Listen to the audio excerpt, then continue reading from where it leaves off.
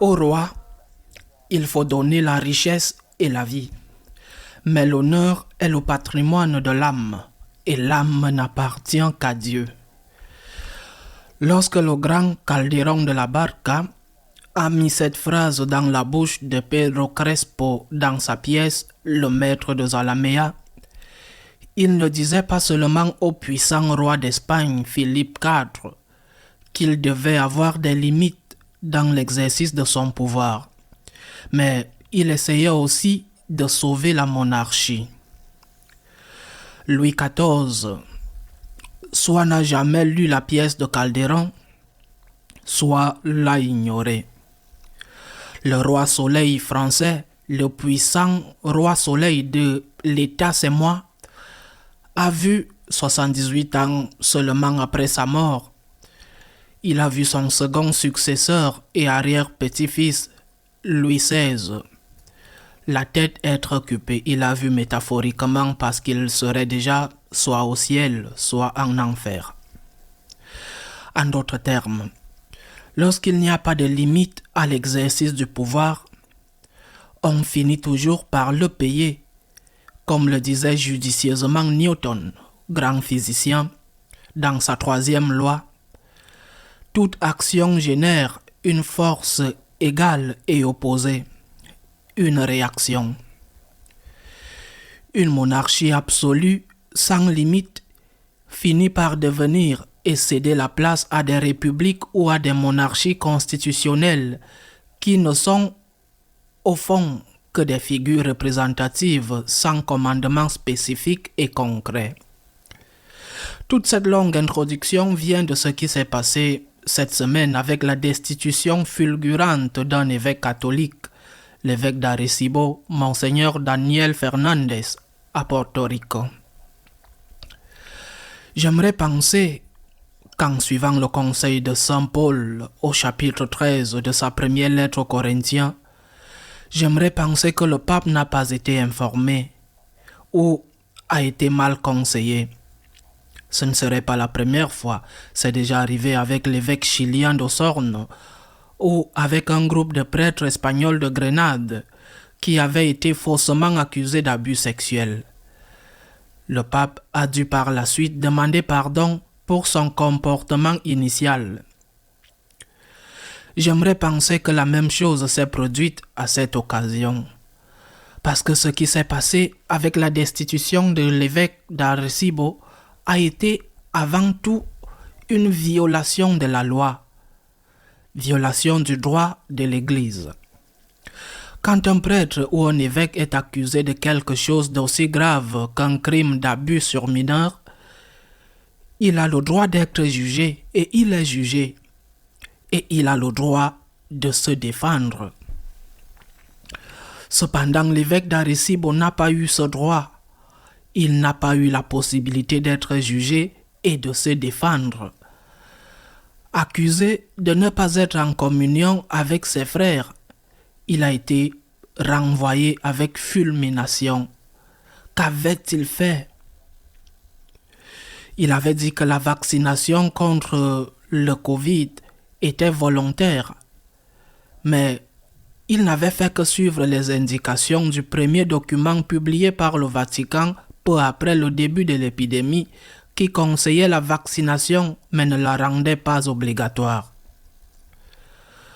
L'autre accusation est qu'il n'avait pas amené ses séminaristes. Il les avait amenés à Pamplona avec l'Opus Dei dans un séminaire conservateur. Il n'avait pas amené ses séminaristes au séminaire interdiocésain libéral qu'ils avaient organisé à Porto Rico. En réalité, la seule chose que l'évêque avait fait était de demander du temps.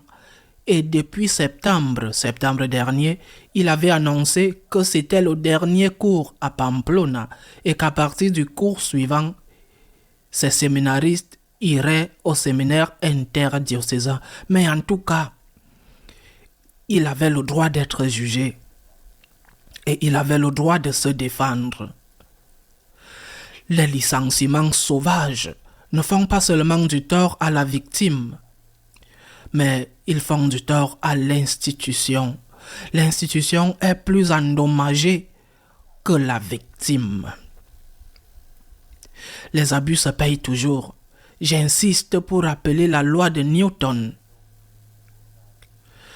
La loi, quand elle disparaît dans l'Église, et ce qui s'est passé est un grave précédent, quand la loi disparaît dans l'Église, il y a inévitablement une détérioration de la figure, non seulement du pape en fonction, mais de la papauté. Une détérioration de la figure de la papauté qui finira par la réduire à un primus inter pares, à une figure honorifique qui n'aura pas plus de pouvoir effectif que sur le Rome. Cette Rome contenue dans le grand raccordo annulare. Nous qui aimons la papauté, nous qui aimons une église fondée sur les bases des apôtres, nous qui croyons que les apôtres, que les évêques sont les successeurs des apôtres dans leur diocèse et non de simples hauts fonctionnaires d'une multinationale, nous devons défendre, parce que nous aimons la papauté, nous devons défendre la primauté du droit dans l'Église. Sinon, la papauté risque d'être dénaturée et de devenir en réaction une figure honorifique. Benoît XVI l'a très bien expliqué. Non seulement il a pratiqué comme ses prédécesseurs, mais il a très bien expliqué et a parlé d'une papauté avec du pouvoir, mais aussi avec des limites dans tous les aspects, non seulement dans l'exercice du droit, mais aussi dans ce qui est encore plus important, la défense de la doctrine et de la morale catholique. En plus, cette détérioration de la figure de la papauté a déjà commencé à se produire, et pas exactement dans les rangs conservateurs. Cette semaine aussi, le président des évêques allemands, Monseigneur Batting, a fait une déclaration dans laquelle il exige du pape qu'il renvoie le cardinal archevêque de Cologne le plus rapidement possible. Batting se comporte comme s'il était le supérieur du pape, non plus comme si le pape était un égal et avait simplement une mission honorifique, mais comme s'il était son employé, qu'il gronde parce qu'il n'est pas rapide et docile dans l'exécution des ordres. Cette semaine aussi, le cardinal Marx, l'archevêque de Munich, a déclaré que la morale sexuelle catholique est oppressive. Pourquoi Marx a-t-il dit cela?